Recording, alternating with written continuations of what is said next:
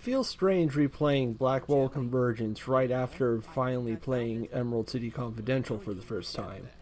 It certainly stands up to the test of time, but I noticed it seems to have the exact opposite strengths and weaknesses as the last game I covered.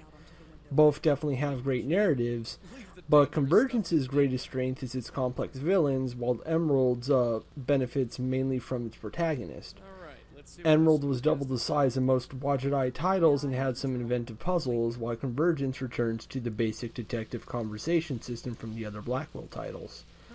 Emerald was a gaudy mess, but Convergence is the best looking and sounding Wadjet Eye title so far by a long mile. As far as which one I prefer, I would definitely say Convergence. While Emerald City Confidential is a good meal in spite of an overuse of condiments and salt, Convergence is a fine dessert. It's not particularly filling, but you can really savor it. That said, I think the game could have benefited wildly from putting the entirety of Unbound into it, skipping between Rose's and Lauren's stories, especially with the running themes between both games dealing with nostalgia and modernization. This is easily the most New York-y game Wadjet Eye has ever produced and probably ever will, and it makes me appreciate what Unbound tried to do all the more. Joseph Mitchell, the writer from Unbound, was an actual real person who really did work at the New Yorker, writing about people in the city and making them seem like the most interesting people in the world. He also suffered from massive writer's block for decades, something both Unbound and Convergence used as a plot point by explaining that he realized his work was killing his subjects thanks to paranormal influence. It wasn't that great an idea in Unbound, but Convergence makes it work by working in Joe Professor Siegel Gold, a famous vagabond Joseph Mitchell once wrote about and captured the attention of creatives all over New York City. His famous unfinished work, a collection of real-world conversations that could supposedly reveal the connections that guide us as people, and said to be 4 times larger than the Bible, ends up being used to cement the game's core themes, and his connection to Mitchell becomes a massive plot point. You can even unlock a secret gallery showing real photographs taken by the team of Gold's portrait in the Manita, which is reproduced in the game, and both him and Mitchell hanging out together at that same bar. Everything about this game screams New York City, its ever-changing nature the core of both game stories. Unbound's different style makes more sense when you realize change is a major connecting theme throughout the entire Blackwell series, and Unbound's status as a prequel demands it looks the most unique. The game doesn't initially start out by continuing the Countess story from Unbound, but it eventually does lead into it after 2 cases. Blackwell starts the tradition with this game, opening the story with a case unrelated to the bigger case at the core of the game, giving us a nice little ghost story, showing us where Rose and Jory are at in their partnership, and giving players a tutorial if they wish to use it. Afterwards, we end up getting a case dealing with an actor who died of a heart attack, but a strange dream already hints that bigger things are happening in the background.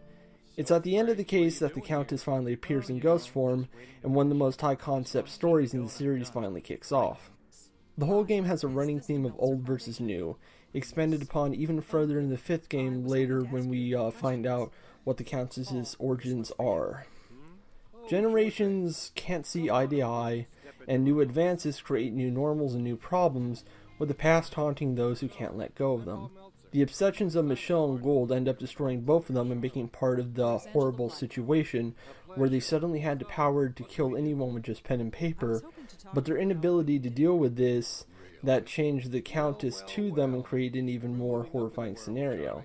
Without giving it away, this is the first Blackwell game with an actual villain, and it's not just a broken person affected by third parties, but a real human being, and their motivations are so pedestrian that it actually feels disturbing. A scene where the villain is revealed doesn't even have the said villain in the room, but the weight of their actions is instantly felt. Convergence sticks out as my favorite Dave Gilbert written story in the entirety of Wadjet Eye's library. It weaves together thematic death, complex characters, high concept horror fantasy, and real world Poth mythology so effortlessly that it's hard not to be impressed how well all these parts go together, even in the short 2-hour length. The art team also went above and beyond here. Sprite design this time was handled by Shane Stevens, giving everyone a better sense of depth and creating more complex and impactful animations. The gorgeous backgrounds were done by Karen Petrasco and Luminous Arts, a standalone studio available for contact work. Ian Schlappler returns from the first game with vastly improved character portraits, while Thomas Rain gets to show some of his best compositions so far here, backed by the fantastic saxophone player Chris Stevie Daw. The soundtrack has some real soul, even more than the jazzy bits in Unbound, with a striking opening tune once the credits start rolling. There's also been some recasting here, but ultimately for the better. Sondae Chen from the first Blackwell has been replaced by Rebecca Whittaker for the role of Rose, and I think she's a better fit overall. A tad more reserved, but still able to deliver emotional lines when called.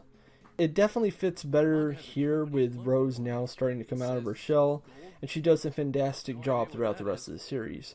The Countess has also been recast with Ronica Rednick replacing Stephanie Cox Williams. This is a great decision, as I never bought Williams' portrayal in Unbound, sounding too much like someone doing a mad old lady impression you expect to hear on Saturday Night Live. Rednick tries to emulate this voice a little early on, sounding a bit more natural, but she really shows her stuff once the climax hits, filling the Countess with personality never seen before. Abe Goldfarb's Joey remains fantastic, as does Dave Gilbert doing Joseph Mitchell, though the short time we have of Marcus Weems as Joe Gould is a real scene stealer.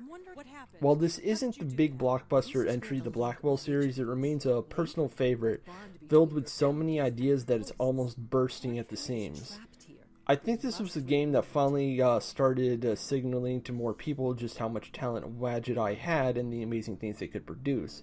And this absolutely deserves those accolades, even if it won't challenge your puzzle-solving skills. More streamlined dialogue paths are also appreciated, so there's no more constantly asking people 7 times about one subject until you get the info you need. The game is the first of the Blackwell games that can truly be considered great, and it's only uphill from here for the series. Falling away.